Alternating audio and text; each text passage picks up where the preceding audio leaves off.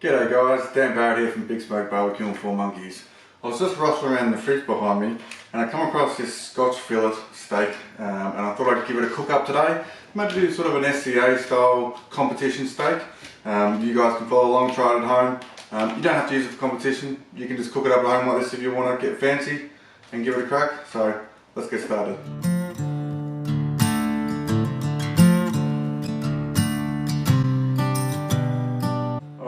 The first thing we want to do to this steak is just clean up any fat around the outside, just trimming it off very, very finely. You don't want to dig into the meat too much, but you want to expose as much flesh as you can, just like so.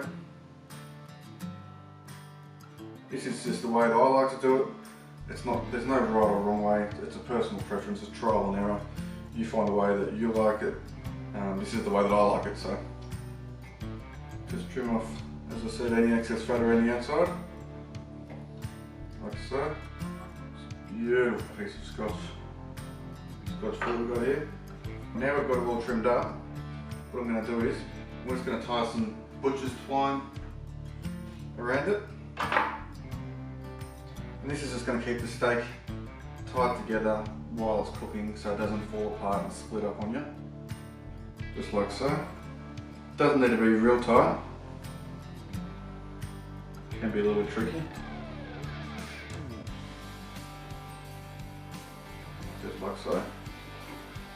And that's looking beautiful already. Just like that. Gonna trim these off so they don't get in the way. Now, the next thing we're going to do is we're going to put a couple of skewers through the meat, straight through, just to hold it all together so it doesn't fall apart when we're cooking it.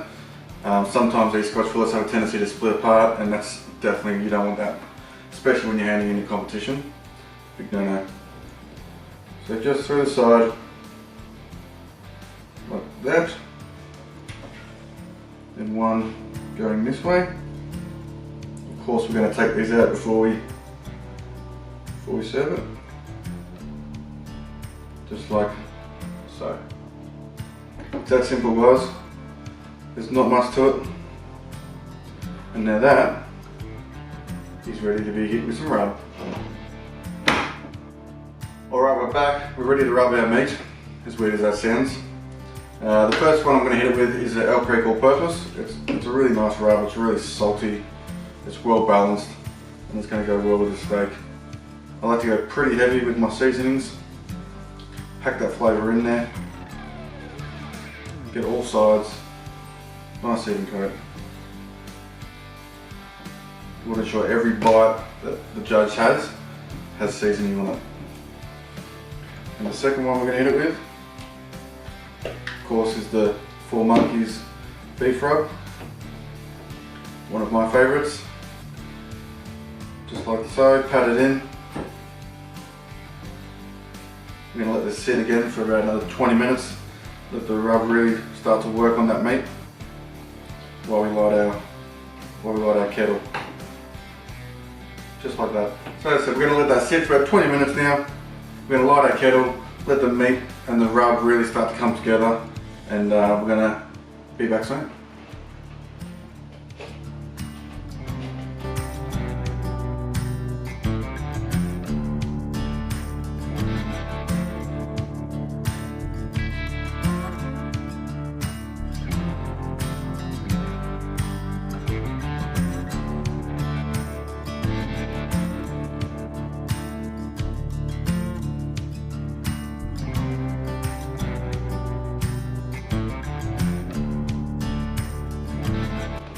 Alright guys, it's been about 20 minutes, we've lit our charcoal using the heat beast chimney booster, made life a dream. I've got this set of grill rates on top here. I've got the grill rates running around 638 degrees, so anywhere between 625 and 650 is where I like to have them. What we're going to do is we're going to get our steak, a little bit of oil on the steak, tiny bit on the grills there, and just pop it straight on like so. Get a nice searing sound coming off it. I like to put a bit of a steak weight on top. And what we're going to do is we're going to time this for 90 seconds and then we're going to rotate it 90 degrees. Alright guys, that's our first 90 seconds done. I'll stop that. What we're going to do is take our nickel little grill brake tool here, flip it up and spin it 90 degrees, placing it on the opposite side of where you started. Again with the weight in. Start that 90 seconds again, and then we'll flip it over and do the same on the other side. Alright guys, the timer's just gone off for the second 90 seconds. So what we're going to do is, we're going to just lift this up again, pull off to the side like so. And just give these grill brakes a bit of a clean before we flip it over. I want to get them as clean as we can at all times. It can be hot. Just be careful. Alright, they're ready to go. Get rid of our tool. Give them another light spray.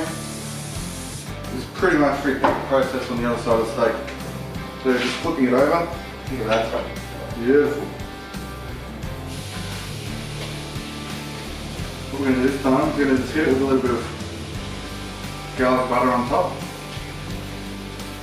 This is just supermarket garlic butter, it's nothing fancy, you can make it yourself.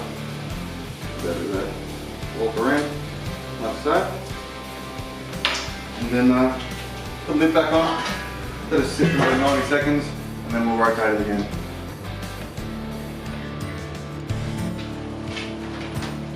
Alright guys, it's been another 90 seconds, so we've got one more rotation to do. Flip it around, like so. And let it go for another 90 seconds. Alright guys, it's been another 90 seconds. So what we're going to do now, we're going to take it off the grill like so. We're going to pop an elevator rack in here. So pretty much what we're doing now is, we've got all the sear marks we want, we're happy with the way it looks. Now we're going to just elevate it, keep it away from that heat just a tiny bit. And pop the lid on and bring it up the rest of the way slowly till it hits about 135 degrees internally. And then hopefully it should be a nice pink medium rare. Alright guys, it's been about 10 minutes. I did have a flat battery on my other camera, so I did have to do a quick change while it was cooking. So it may have got away from us just a tiny bit. But it's probably been at around 140. So what we're going to do is we're going to pull it off, wrap it in some foil, let it rest for about 10 minutes on the bench, and then we're going to slice into it and see what it's like. Thanks. Alright guys, welcome back. It's been about 10 minutes now we've been resting this sucker. I think it's going to be very, very tasty. So you can see I've already taken the skewers out. Now I'm just going to take off the string. Very important you don't forget to take that off. Instant DQ if you hand that in. So I'm just going to slice this in half and have a look at the inside. Oh yes. You can see it's nice, beautiful pink inside.